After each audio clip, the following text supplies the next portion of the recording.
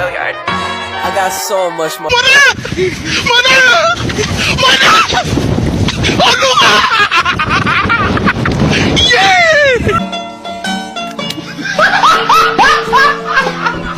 Are you ready, kids? Aye, aye, Captain! I can't hear you. Aye, aye, Captain! Oh! Fucking design on right now.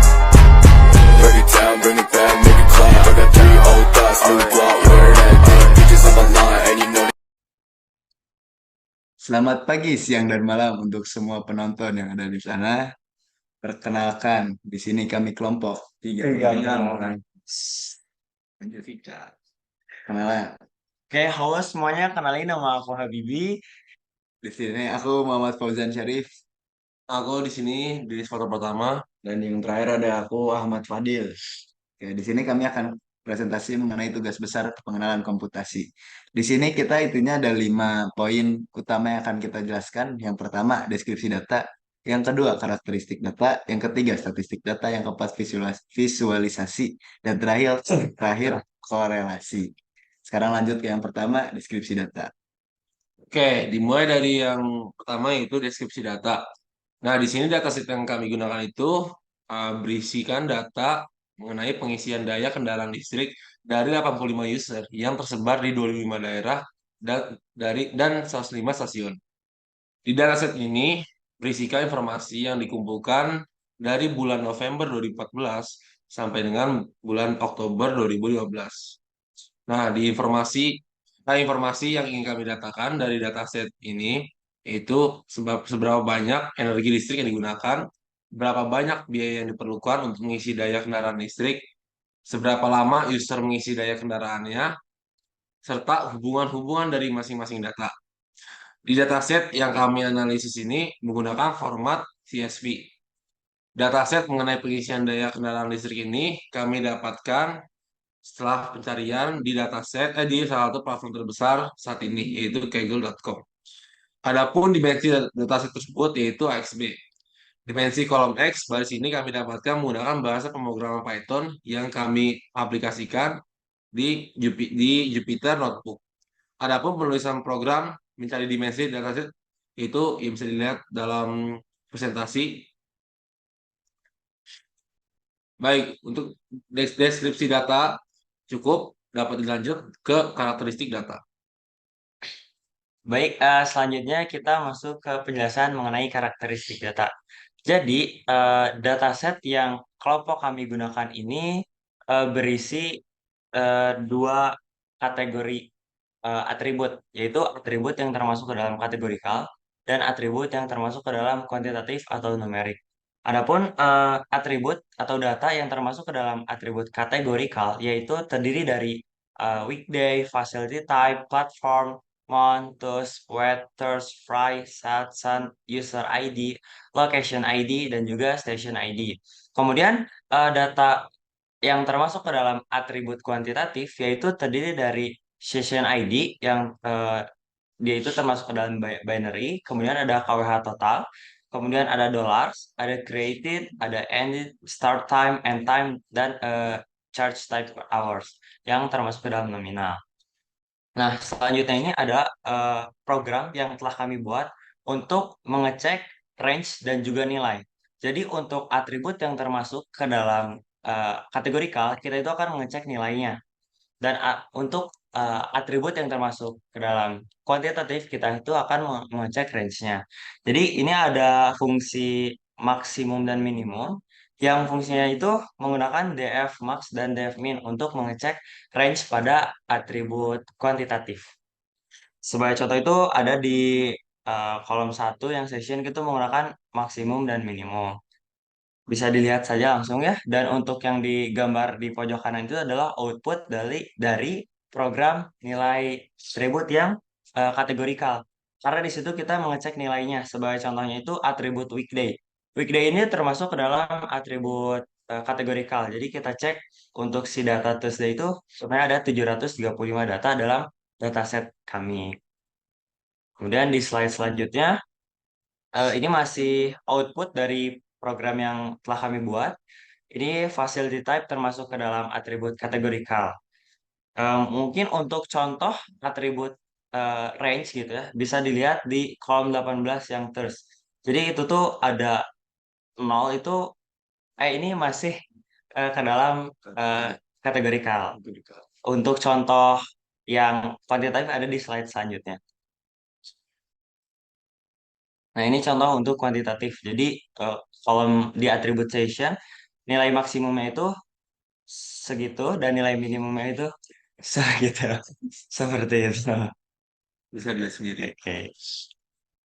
Baik, selanjutnya lanjut ke poin ketiga yaitu statistik. Di sini kita langsung menunjukkan program yang kita gunakan untuk mencari statistik dari data yang kami pakai.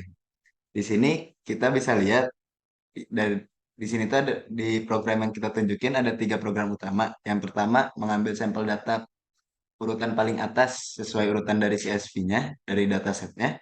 Yang kedua data terbesar berdasarkan KWH totalnya dan yang ketiga yaitu data terkecil berdasarkan KWH totalnya. Selanjutnya adalah output dari sampel data yang pertama yaitu data yang paling atas yang berdasarkan urutan CSV. Lalu yang di sebelah kanan adalah sampel data yang terbesar berdasarkan KWH total dan yang kanan bawah adalah data terkecil berdasarkan KWH totalnya. Lalu selanjutnya kami mencari statistik sederhana yaitu menggunakan program perintah df.describe. Lalu di sini juga kami menambah program lain untuk melengkapi statistik yang perlu kami cari, yaitu program untuk mencari persentil dan distribusi frekuensi. Dapat dilihat di slide sebelah kanan. Selanjutnya adalah output yang pertama adalah dari program statistik sederhana, yaitu di sini dapat kita lihat ada count, mean, standar deviasi, minimum 25%, 50%, 75%, dan maksimum. Namun dari data statistik sederhana ini dapat kita lihat masih ada beberapa data statistik yang perlu kita cari secara manual. Karena itulah kita menggunakan program kedua yang outputnya adalah yang sebelah kiri adalah data persentil yang bisa kita masukin angka persentilnya bebas mau kita masukin berapa aja. Lalu yang di sebelah kanan adalah output dari program distribusi frekuensi. Baik, selanjutnya ke visualisasi. Nah, berikutnya adalah visualisasi dari dataset yang kami gunakan. Nah, di sini masing-masing dari visualisasi kami buat untuk contohnya itu dua gambar atau dua grafik visualisasi. Nah, yang pertama itu ada dua grafik, ada program dari dua grafik visualisasi stack bar chart yang dia itu chart yang bertumpuk itu KWH total. Kemudian untuk chart yang horizontal dan vertikal itu antara weekday dan facility type. Kemudian yang satunya adalah antara platform dan facility type. Kemudian untuk visualisasi yang kedua, kami menggunakan visualisasi grafik yang berbentuk line atau garis dengan area. Nah, untuk yang lain, kami menggunakan sumbu X-nya itu created dan Y-nya dollars. Sedangkan yang untuk yang area, kami menggunakan untuk X-nya itu ended dan Y-nya KWH total. Kemudian yang terakhir adalah plotting relationship, di mana ini berbentuk scatter plot dari hubungan scatter plot antara sumbu X-nya itu platform dan dolar, dan satu lagi yang kami buat juga X-nya itu weekday dan KWH total. Nah, berikut adalah gambar atau visualisasi pertama yang berbentuk stack bar chart. Stack bar chart. Untuk yang bagian kiri itu antara weekday dan KWH total. Kemudian untuk yang bertumpuk itu adalah facility type. Kemudian untuk gambar yang kedua, yang di sebelah kanan, itu adalah gambar KWH total dengan platform. Dan sama seperti gambar yang kiri, untuk yang bertumpuk itu adalah gambar atau visualisasi dari facility type. Kemudian selanjutnya adalah yang line chart dan area chart. Untuk yang kiri, kami menggunakan yang seperti sudah saya sebutkan tadi, kami menggunakan dolar dan data created. Sedangkan yang kanan untuk yang area chart, kami menggunakan data KWH total dan ended. Lalu yang terakhir, visualisasi yang kami buat adalah yang scatter plot. Itu yang di bagian kiri, kami membuat data scatter plot menggunakan atribut dollars dan platform, di mana ada 3 platform, yaitu Android, iOS, dan web. Sedangkan yang kanan adalah kami membuat scatter plot atau hubungan antara atribut KWH total dengan atribut weekday, di mana tiap harinya itu ada seberapa banyak KWH total yang digunakan, dan itu divisualisasikan dalam scatter plot tersebut. Selanjutnya masuk ke korelasi. Oke, untuk poin yang kelima yaitu mengenai korelasi. Nah, di sini korelasi ini kita bertujuan untuk mencari hubungan antara dua atribut. Di sini kita hanya mengambil contoh 4 atribut karena dari dataset tersebut akan terlalu banyak atribut jika dicari korelasinya. Jadi kita hanya mengambil 4. Nah, di sini kita dapat lihat di PPT-nya apa jenis pemrogramannya. Program di atas yaitu program untuk mencari nilai atau hasil korelasi dari kedua atribut. Jika nilai korelasinya mendekati 1, maka kedua atribut akan berbanding lurus. Jika nilai korelasinya mendekati -1, maka kedua atribut akan berbanding terbalik. Sedangkan jika nilai korelasi yang mendekati 0, maka kedua atribut tidak memiliki korelasi. Oke, dapat yang kita lihat untuk grafik yang pertama, yaitu antara atribut dolar dengan KWH total. Yang bisa kita lihat itu tidak berhubungan. Lalu lanjut ke grafik yang kedua, yaitu korelasi antara atribut start time dengan KWH total. Yang sama seperti sebelumnya tidak berhubungan. Lalu grafik yang ketiga, yaitu korelasi antara atribut charge time hours dengan KWH total. Yang sama yaitu tidak berhubungan.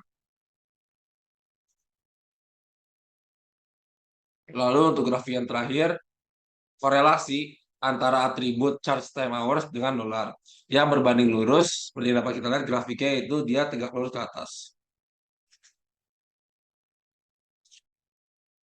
Baik, mungkin cukup dari kami kelompok 13. Dan terakhir, saya ingin mengucapkan selamat pagi, siang, dan malam, dan terima kasih.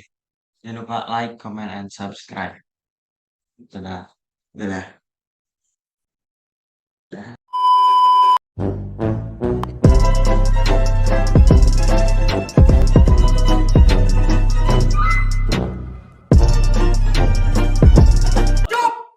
खत्म। Bye bye, tata, good bye.